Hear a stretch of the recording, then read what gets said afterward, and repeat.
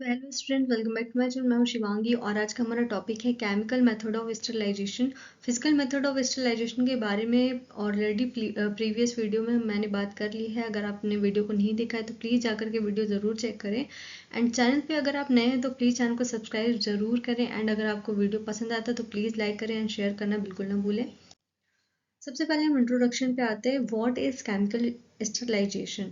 Physical sterilization में हम लोगों ने पढ़ा था कि फिजिकल मेथड से जो भी हमारे माइक्रोब्स हैं उनको किल करने का जो प्रोसेस है उसको हम फिजिकल स्टरलाइजेशन कहते हैं।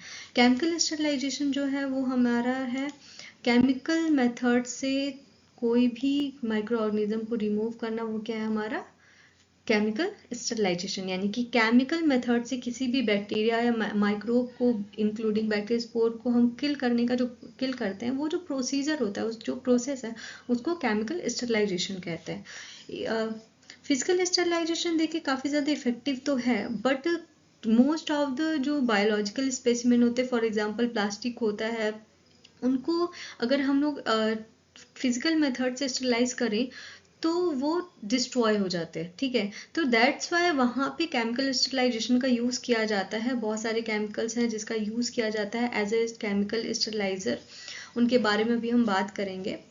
Under such conditions chemical either in liquid or gases states can be used for sterilization. देखिए जो केमिकल्स होते हैं उनको दो स्टेट में यूज़ किया जाता है। एज अ लिक्विड भी यूज़ किया जाता है and as a gaseous stage में भी यूज़ किया जाता है। यानी कि गैसेज जो होते हैं, केमिकल गैसेज जो होती हैं उनका भी यूज़ किया जाता है एज ए स्टरलाइज़र। एंड साथ ही साथ में जो लिक्विड स्टेट होता है उसमें भी केमिकल्स का यूज़ किया जाता है एज ए स्टरलाइज़र। सबसे पहले हम आते हैं अल्कोहल पे। अल्कोहल सबसे ज़्यादा यूज़ किए जाने वाले डिसइंफेक्टेंट है जो कि हम as a skin disinfectant use करते हैं। Ethyl alcohol and isopropyl alcohol are frequently used as chemical agent for disinfection. जो भी एज ए डिसइंफेक्शन जो केमिकल यूज़ करते हैं उसमें सबसे पहले जो सबसे ज़्यादा यूज़ किए जाने वाले वो है ethyl alcohol and isopropyl alcohol.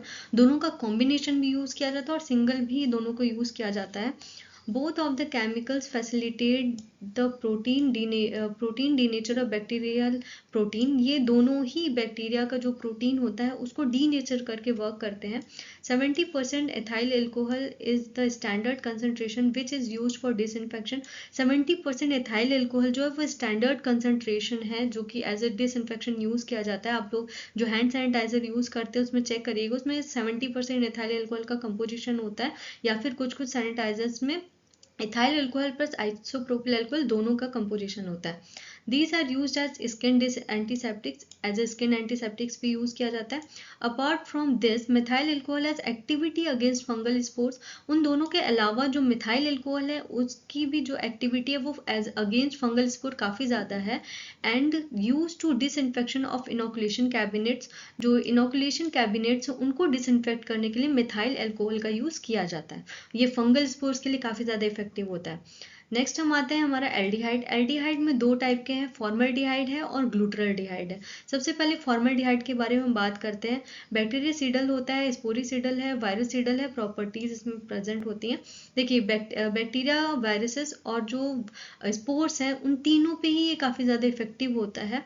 साथ ही साथ में can be use in aqueous and gaseous form. ये एक्वस और गैसियस दोनों फॉर्म में यूज़ किया जा सकता है। मोस्ट ऑफ द हॉस्पिटल्स में जो ओटी है, ऑपरेशन थिएटर्स हैं, उनको स्टरलाइज करने के लिए फॉर्मल्डिहाइड गैसेस का यूज़ किया जाता है। 10% formalin solution is commonly used as disinfectant. जो 10% फॉर्मलिन का सॉल्यूशन है वो एज ए डिसइंफेक्टेंट यूज किया जाता है। इसके यूजेस क्या क्या है? Preserving tissues for histological examination. जो बायोप्सीज के लिए हम हिस्टोपैथोलॉजी में सैंपल्स कलेक्ट करते हैं उसके लिए उसमें सबसे पहले जो हिस्टो के जो सैंपल्स होते हैं उनको हम एज अ फिक्सेटिव 10% फॉर्मलिन में रखते हैं, ताकि जो हमारा जो भी सैंपल है उसकी जो एनाटॉमी है उसको हम प्रिजर्व कर सके। ठीक है, उसकी एनाटॉमी भी, मॉर्फोलॉजी भी बची रहती है, क्योंकि बैक्टीरिया का कंटामिनेशन नहीं हो पाता। बैक्टीरिया, फंगस, उनका जो भी माइक्रोब्स उनका कंटामिनेशन नहीं हो पाता। इस वजह से जो फॉर्मल्डिहाइड है उसका यूज़ किया जाता है किसके लिए? जो भी हमारे बायोलॉजिकल सैंपल्स को प्रिजर्व करने के लिए in the form of formalin. Sterilising bacterial vaccine, जो बैक्टीरियल वैक्सीन है उनको स्टरलाइज करने के लिए यूज़ किया जाता है। Preparing toxoid from toxins for vaccine production, जो भी वैक्सीन प्रोडक्शन की जाती है उसमें जो टॉक्सिन्स है उससे टॉक्सॉइड बनाने के लिए भी यूज़ किया जाता है किसका, फॉर्मल्डिहाइड का। नेक्स्ट हम आते हैं ग्लूटरलडिहाइड। ग्लूटरलडिहाइड it has its activity against bacteria, mycobacterium tuberculosis, fungi, viruses including HIV, hepatitis. जो भी ग्लूटरलडिहाइड है वो सबसे ज़्यादा जो बैक्टीरिया है उनमें से माइकोबैक्टीरियम ट्यूबरक्लोसिस के लिए काफ़ी ज़्यादा इफेक्टिव है। दैट्स वाई इसका यूज़ किया जाता है एज ए डिसइंफेक्टेंट। फंगस साथ साथ वायरसेस, फॉर एग्जांपल HIV हो गया, हेपेटाइटिस बी, इनके लिए भी ये काफ़ी ज़्यादा इफेक्टिव है, इसलिए इसका यूज़ थोड़ा ज़्यादा किया जाता है।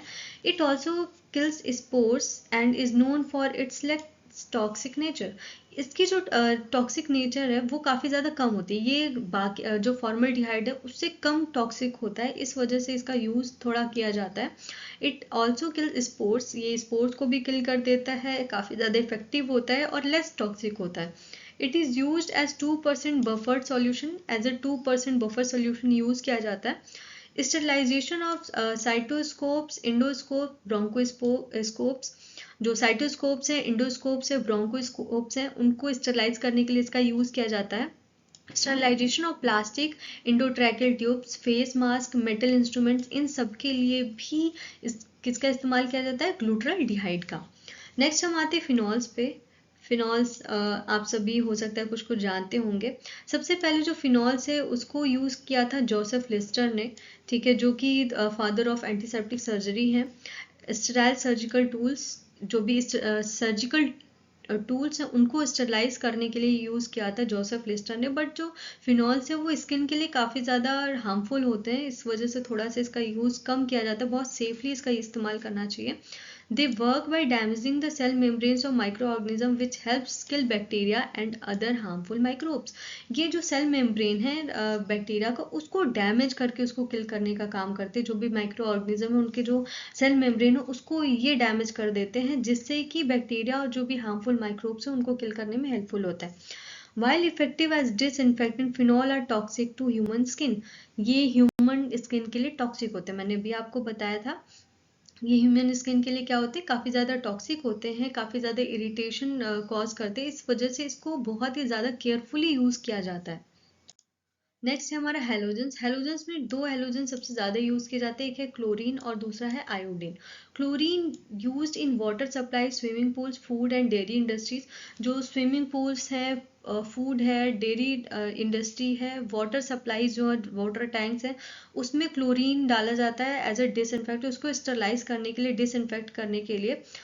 कौन कौन से फॉर्म में यूज़ करते हैं, ब्लीचिंग पाउडर के फॉर्म में यूज़ किया जाता है, सोडियम हाइपोक्लोराइड के फॉर्म में और क्लोरामाइंस के फॉर्म में। सोडियम हाइपोक्लोराइड आपको पता है कि हॉस्पिटल्स में जो फ्लोर्स वगैरह होते हैं उनको डिसइंफेक्ट करने के लिए यूज़ किया जाता है, 1% हाइपोक्लोराइड का solution.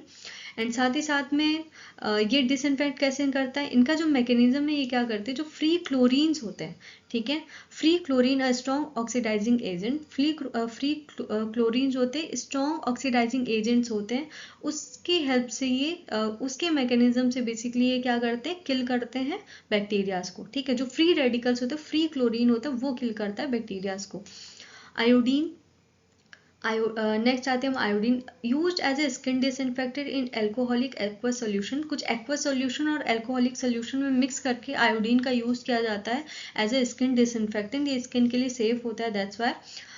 Effective against mycobacterium tuberculosis and slightly effective against spores, ये माइकोबैक्टीरियम ट्यूबरक्लोसिस के लिए काफ़ी ज़्यादा इफेक्टिव होता है, साथ ही साथ में स्पोर्स के लिए कम इफेक्टिव होता है, ठीक है। स्पोर्स के लिए भी इफेक्टिव होता है बट कम होता है। Indophores iodine with surface active agents are more potent than standard iodine solution. जो standard iodine solution है उससे कई ज़्यादा जो असरदार होता है वो होता है आइडोफोर्स होते हैं। आयोडीन जो कि सरफेस एक्टिव एजेंट्स के साथ मिक्स करके बनाया जाता है वो ज़्यादा इफेक्टिव होते हैं। नेक्स्ट हम आते हैं हाइड्रोजन पेरोक्साइड पे। It is effective against most organism in the concentration of 3 to 6%।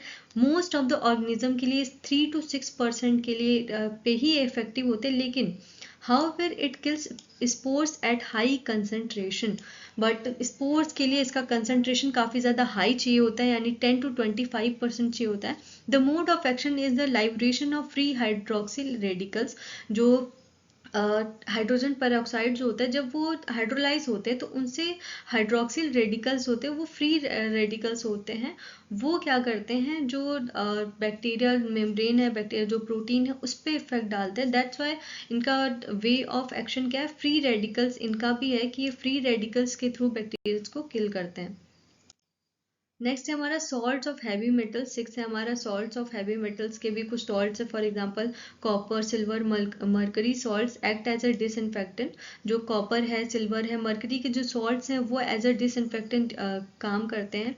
They are toxic to bacteria by coagulating proteins and binding to sulfhydryl groups in bacterial protein. जो bacterial protein होता है उसमें सल्फोहाइड्रल group होता है, ठीक है.